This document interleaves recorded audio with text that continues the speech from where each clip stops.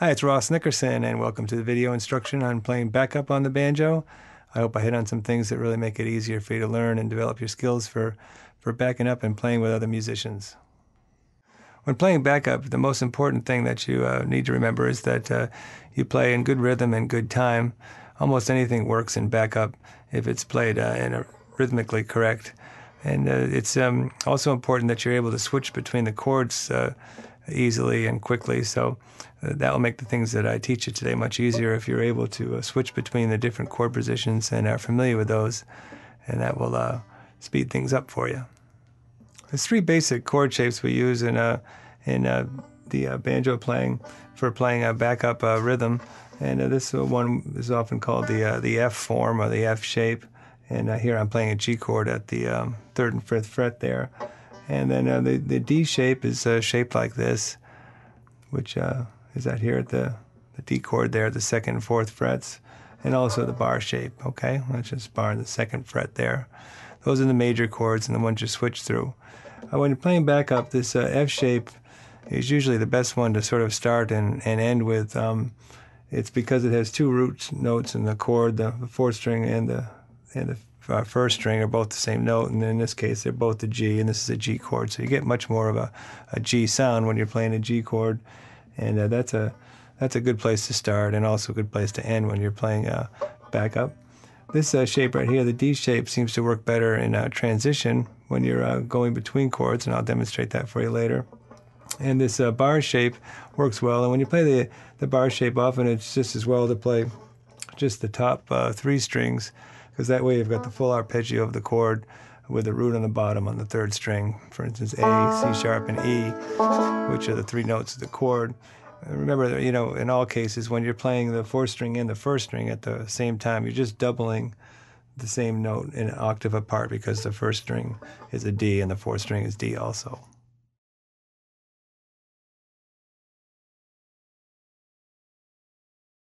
Here's a simple chord progression of playing 2 measures of C, 2 measures of G, 2 measures of D. And I'll use the principles I just explained there with using this F shape to start and end the chord progression that I play, and using this D shape to transition between chords.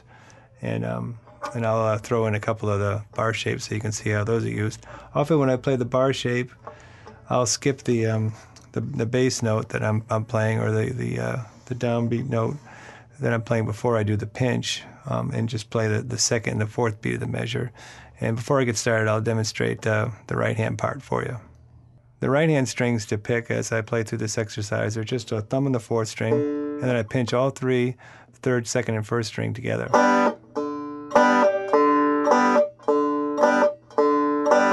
Okay, and when I play the bar shape, I may omit the thumb or the bass note here on the 4th string and just play the 2nd and the 4th beat of the measure.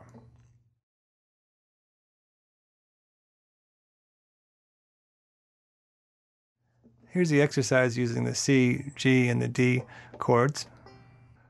1, 2, 3, 4.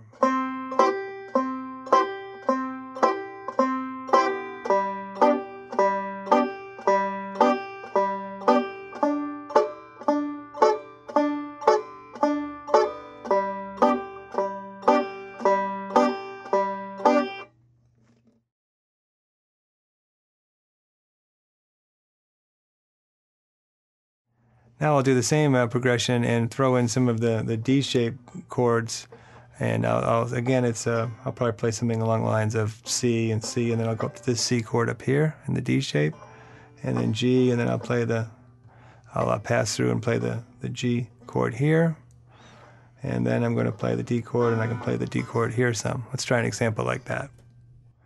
1, 2, 3, 4.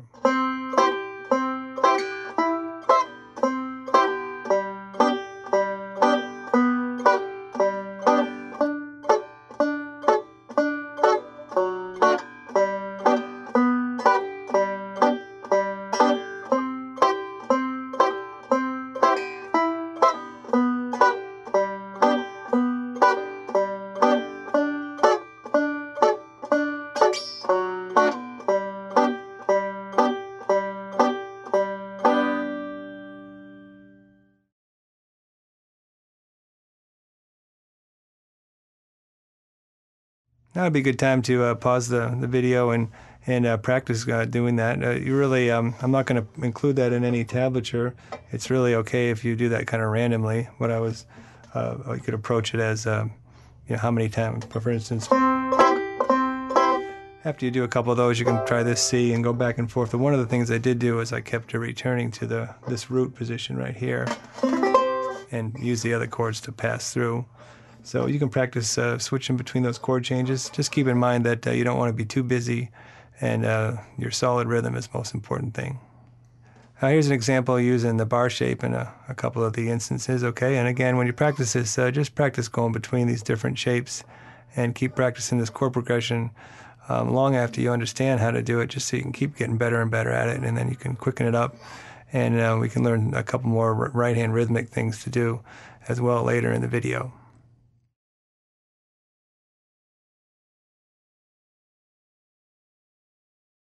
One, two, three, four.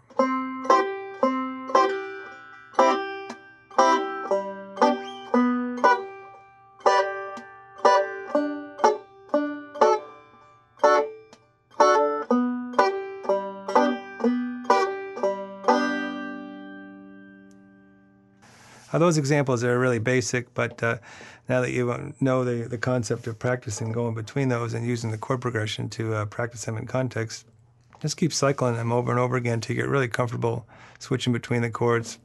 When you're playing at the slower tempos, it's a little bit harder to leave that bass note out, but when you play quicker, for instance, it almost, I should say that when you play quicker, sometimes it's preferable to leave that bass note out and just play the off beats, which is the second beat and the fourth beat of the measure. The second beat and the fourth beat of the measure are actually the ones that you're supposed to be emphasizing and accenting the most. That's the off beat, and that's the beat that helps the other musicians play off your rhythm and solo better. Let me play that a little faster for you so you know what I mean by that.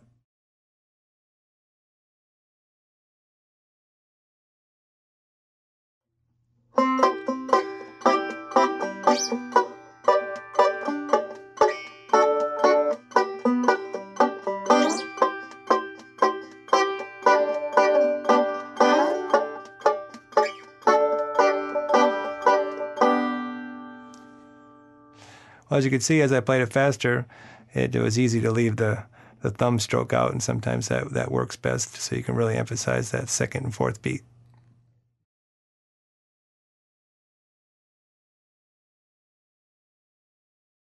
As I mentioned earlier in the video, being able to switch freely between the chords is really the key. Most of the backup licks that you hear about or learn are really just came out of the chord shape, and the more flexibility you can have in your left hand, the better. I recommend doing as many exercises as you can. My video on how to practice talks about that a lot, but just anything you can do to get more flexibility. Also, practicing changing chords within the context of a simulated chord progression, and using a metronome to switch, and just getting really good at switching and getting that flexibility will make learning these backup lessons really easy. Also, using the metronome when you're doing the practice exercises that are included to get a good sense of rhythm, and learning how to really emphasize that second and fourth beat of the measure. Again, the most important thing for you to do is to play good rhythm and contribute rhythm to the ensemble. It's not the extra things that you do. So really start, focus with the foundation, and the licks and the fills will really start to fall into place much easier then.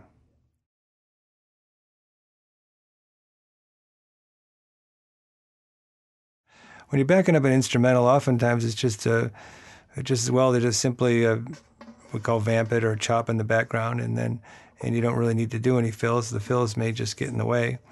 When you're backing up a mandolin, for instance, you're replacing his chop, because mandolin normally chops throughout the song when they're not soloing. So if you're backing up a mandolin, it's really important to chop as well. When you're playing behind the fiddle, it can be appropriate to pick and play something simple, and I like to call it staying neutral. And you play, I can give you a little demonstration of that, but what you stick with simple rolls, and when you play the chords, you don't do a lot of licks or play any dissonant notes, anything that that will interfere with what the fiddle is doing, because what you're really doing at that point, even though you're picking in the background, is you're just supplying a rhythm that's a rhythm pattern of eighth notes rather than a rhythm pattern of quarter notes.